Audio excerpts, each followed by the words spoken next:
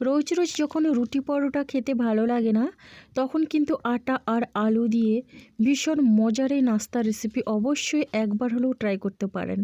তো নমস্কার বন্ধুরা, মনীষা রান্নাঘরে সবাইকে স্বাগত। প্রতিদিনের মতো চলে এলাম আবারও একটা রেসিপি নিয়ে। আশা করি আপনাদের বেশ ভালো লাগবে। ভীষণই টেস্টি এই টিফিন আর মাত্র কয়েক মিনিটের মধ্যে রেডি হয়ে যায়। তাহলে চলুন বন্ধুরা রেসিপিটি শুরু করি। তো প্রথমে দেখুন এখানে নিয়েছি একটা আলুর খোসাটা আমি তুলে পরিষ্কার করে ধুয়ে নিয়েছি, একটা পেঁয়াজ আর 3টে কাঁচা লঙ্কা।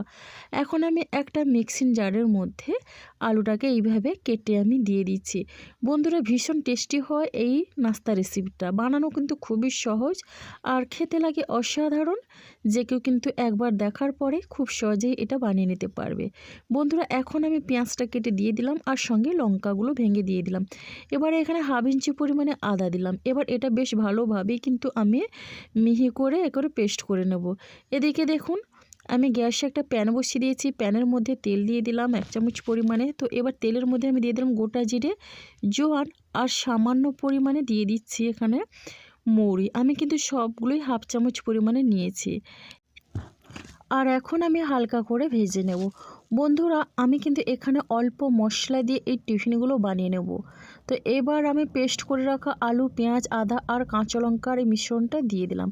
তো বন্ধুরা দেখুন আমি এটা দিয়ে এবার আমি ওই মিক্সিং জারটা ধুয়ে অল্প পরিমাণে এখানে জল অ্যাড করে দিলাম। এখন আমি এখানে একটু বেশ ভালোভাবেই নাড়াচাড়া করলাম। একটু নাড়াচাড়া করে নেওয়ার পরে দেখুন বন্ধুরা এখানে কিন্তু গ্যাসের ফ্লেমটা আমি একেবারে লোতে রেখেছি। এবার দেখুন একটু নাড়াচাড়া করে নেওয়ার পরে এখানে আমি দিয়ে দিচ্ছি সামান্য পরিমাণে হলুদের গুঁড়ো আর দিয়ে দিচ্ছি স্বাদ অনুসারে লবণ। আর এখন আমি একটু নাড়াচাড়া করে নিয়ে এরপরে এখানে দিয়ে দিলাম ধনেপাতা কুচি, আর ধনেপাতা কুচি দিয়ে একই রকমভাবে একটু নাড়াচাড়া করে দিচ্ছি। বন্ধুরা আপনারা চাইলে কিন্তু এই মশলাগুলো আর ধনেপাতা আলাদা করে মিক্সিং জার থেকে একটা পাত্রের মধ্যে নিয়ে মিশিয়ে নিতে পারেন। তো এখন আমি দেখুন এখানে বেশ ভালোভাবে মিশিয়ে নিলাম। আর এখানে মিশিয়ে নেওয়ার পরে এরপরে এখানে আমি দিয়ে দিচ্ছি সুজি। তো এই কাপের হাফ কাপ পরিমাণে আমি সুজি দিলাম। আর সুজিটা দিয়ে একই রকমভাবে আমি এই আলু মশলার সঙ্গে মিশিয়ে নিচ্ছি। এখানে কিন্তু আমি কোনো বেশি মশলার ব্যবহার করছি না। আপনারা যেই মশলাগুলো পছন্দ করেন ওই মশলাগুলো দিয়ে কিন্তু এই নাস্তাটা বানিয়ে নিতে পারেন। তো এরপরে দেখুন যতটা পরিমাণে আমি এখানে দিয়েছিলাম সুজি, ঠিক ততটা পরিমাণে দিয়ে দিলাম আটা। এবার আটাটা দিয়ে বেশ ভালোভাবে মিশিয়ে নেব। একটা নর্মাল ডো কিন্তু আমি তৈরি করে নেব, যেইভাবে আমরা রুটি পরোটা খাই। ডোটা কিন্তু আমার রেডি হয়ে গেছে। আর এখন আমি একটা প্লেটের মধ্যে নিয়ে নিচ্ছি। তো দেখুন বন্ধুরা এরপরে আমি হাত দিয়ে বেশ ভালোভাবে মেখে কিন্তু একটা নর্মাল ডো তৈরি করে নিলাম। আর ডোটা কিন্তু আমার এখানে রেডি হয়ে গেছে। তো দেখুন বন্ধুরা এই একটা ডো থেকে কিন্তু আমি অনেকগুলো টিফিন বানিয়ে নেব। আর ডোটাকে একটু এইভাবে কিন্তু মেখে নিলে কি হয়, অনেকটা নরম হয়, তখন কিন্তু টিফিনগুলো খেতে বেশ ভালো লাগে। তো বন্ধুরা দেখুন এখন কিন্তু আমার ডোটা রেডি হয়ে গেছে। আর এখান থেকে আমি লেচি কেটে নেব। আমি কিন্তু এখান থেকে 3টে লেচি কেটে নেব। তো 3টে লেচি করে কিন্তু আমি বড় বড় রুটির মতো করে বেলে নেব। বন্ধুরা একবার হলেও ট্রাই করবেন আর কেমন লাগলো কমেন্ট করতে ভুলবেন না। আপনাদের একটা মিষ্টি কমেন্ট কিন্তু আমাকে অনেকটা উৎসাহ দেয় নতুন নতুন রেসিপি বানানোর জন্যে। বন্ধুরা এখন দেখুন আমি 3টে ডো থেকে একটা ডো নিয়ে এইভাবে বেলে নিলাম। এবার একটু মোটা করে বেলেছি। এখন আমি গ্লাসের সাহায্যে এইভাবে কেটে লুচির মতো ছোট ছোট করে তুলে নেব। তো বন্ধুরা এগুলো কিন্তু ভীষণই সহজে হয়ে যায়, যাদের হাতে খুবই অল্প সময় থাকে এই অল্প সময়ের মধ্যে এই টিফিনগুলো আপনারা বানিয়ে নিতে পারেন। তো দেখুন বন্ধুরা এইভাবে মোটা রেখে কিন্তু আমি বানিয়ে নিলাম। আর একটু মোটা করে বেললে কিন্তু টিফিনগুলো বেশ ভালো হয়। তো দেখুন বন্ধুরা একই রকমভাবে আবারও একটা লেচি থেকে আমি আরও 3টে বেলে নিলাম। তো এখন কিন্তু আমি আপনাদের দেখিয়ে দিচ্ছি এখানে কিন্তু আমার সবগুলো টিফিন রেডি হয়েছে। প্রত্যেকটা কিন্তু এইভাবে সুন্দর করে আমি বেলে নিয়েছি আর তৈরি করে নিয়েছি। দেখুন বন্ধুরা কতটা কিউট হয়েছে। এরপরে আমি এগুলো ভেজে নেব।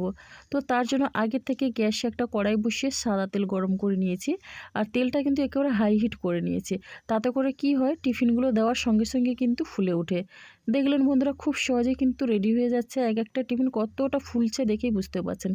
এখন দেখুন একটা একটু লাল হয়ে গেছে আর আমি এটা তুলে নিচ্ছি। এরপরে দুটো দিয়ে একই রকমভাবে আমি এগুলো ভেজে নিচ্ছি। প্রত্যেকটা কিন্তু খুবই সুন্দরভাবেই ফুলছে। আর একটু হালকা লাল করে ভেজে নিলে কিন্তু ভীষণই টেস্টি লাগে খেতে। তো বন্ধুরা একই রকমভাবে আমি আবারও কয়েকটা ভেজে আপনাদের দেখিয়ে দিচ্ছি আপনাদের বোঝানোর সুবিধার্থে। রেসিপি ভালো লাগলে লাইক, শেয়ার, কমেন্ট এবং সাবস্ক্রাইব করে আমার পাশে থাকবেন। নতুন বন্ধুরা এখনও যারা চ্যানেলটিকে সাবস্ক্রাইব করেনি প্লিজ সাবস্ক্রাইব করে পাশে থাকা বেল আইকনটি প্রেস করে নোটিফিকেশান অল করে দেবেন, তাহলে কিন্তু সবার আগে আপনারা আমার নোটিফিকেশান পেয়ে যাবেন। দেখুন বন্ধুরা প্রত্যেকটা কিন্তু আমার রেডি হয়ে গেছে আর প্রত্যেকটা খুবই সুন্দরভাবে ফুলেছে, ভীষণই সুন্দর আর টেস্টি হয়েছে এই টিফিনগুলো। এগুলো খাওয়ার জন্য কিন্তু আলাদা করে কোনো কিছুর প্রয়োজন হবে না, এটা এতটাই ভালো লাগে।